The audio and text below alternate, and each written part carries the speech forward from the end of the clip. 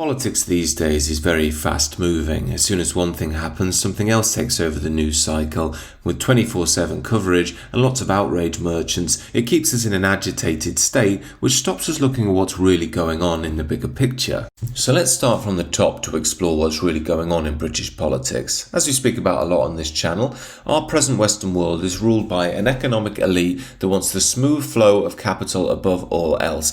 GDP is more important than ideas of nationhood and culture. Culture is one thing that's been utterly mangled in the Western world. That's because the powers that be are more than happy to use leftist ideas around culture, that the Western world is oppressive, that gender normativity is some horrendous crime, in order to push forward their own agenda. The idea is that if you have a confused, disunited and diverse population, they can't put up any challenge to the present globalist order. It's also the precursor for the present managerial states we have in the Western world. But in recent years, they've started to overplay their hand. The mass immigration has just been too great, with the associated sexual and terror crimes coming with that. On top of that, the wokeness has just got out of control and too wacky for the average person. That means there's been a massive surge rightwards across Europe with people who want their countries back. Normally you could keep people in line by gaslighting them and calling them all hateful Nazis, but that rhetoric's stopped working. They also tried it with Donald Trump in America, however he secured a big victory too recently. Now it's a question in and of itself whether Trump and the European right-wing parties will mount any challenge to the globalist order anyway.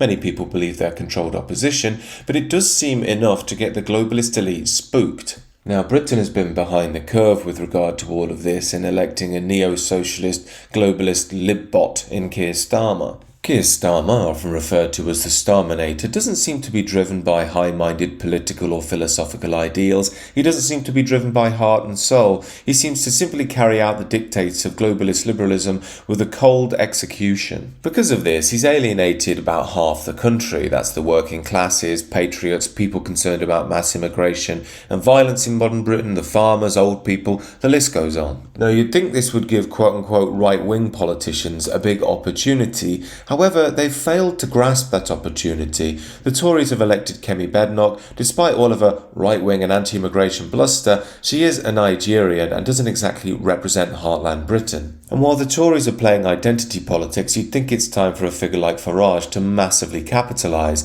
Yet he's completely backfired on his old rhetoric. He's started courting the Muslim vote, and he's saying he's not committed to any form of deportation. But to make things even weirder, the leader of the left, Keir Starmer, came out after the latest immigration figures showing that we had almost 1 million people coming in 2023, started utilising the exact right-wing rhetoric he normally throws people in jail for. He stated that mass immigration under the Tories happened by design, not accident. Now, some on the right are getting a bit hyperbolic about this. They're stating it's effectively an admission that the Great Replacement theory is real. Personally, I think that's a step too far, and it's not quite what Starmer's saying. I think he's trying to political point score here. He's noted that the Tories and Reform are ascendant even though they're failing because they represent more of a right-wing position on immigration. Someone has also whispered in his ear that he's extremely unpopular with average British people, and he knows that immigration is our biggest concern and the biggest issue our country faces. I don't think he actually cares about it. I don't think he cares that Brits will be a minority in their own country in a matter of decades, but he is trying to do it to curry back some favour with the British heartland who completely dislike him at this point. And just when you think things can't get even more weird, we had the bizarre example yesterday of Keir Starmer crossing the House. Just watch the beginning of the video again. His whole front bench aren't talking to each other, they're all watching him move. This is all planned as he goes to talk to Nigel Farage, as you see happening here. And when they meet and greet each other, they're not speaking like political adversaries. It's like old friends catching up after a long time without seeing each other. We then have the other instance that lots of people have picked up on, where Farage bends down and covers his mouth. Those who watch a bit of football see this quite a lot these days. When people know there are cameras on them, they cover their mouths so their lips can't be read. So why is it that the leader of the House is crossing the floor to speak to the symbolic representative of anti-migration sentiment in the UK? And why is that figure so happily receiving him? Well, it would seem to me that they both have something they can offer the other.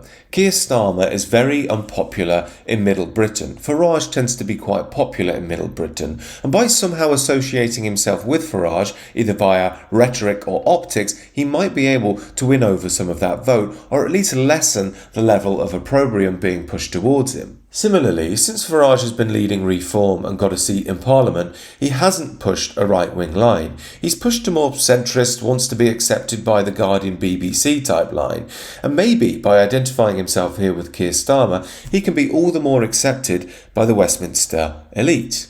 One theory of what we're seeing here then is a sort of normalization process, something where figures like Keir Starmer and Nigel Farage become opposing poles within the acceptable frame of liberal Westminster. Now, what we may well see here is them changing their rhetoric a little bit. Maybe they will start being a bit anti-woke, maybe they will critique immigration, all the things that have been far right in the past few years. Could these things be normalised as talking points with subtle differences between left and right in the Westminster bubble? It could be their latest ploy to try and reframe the Liberal project so people don't vote for actual right-wing parties and they maintain their power.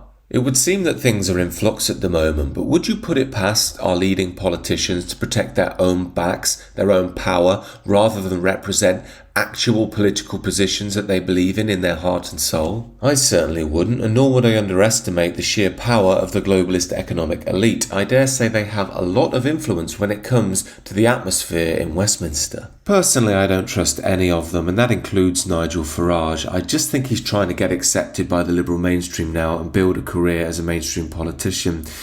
Something's going on though. Do let me know what you think it is down below, and do consider subscribing to the channel if you're new.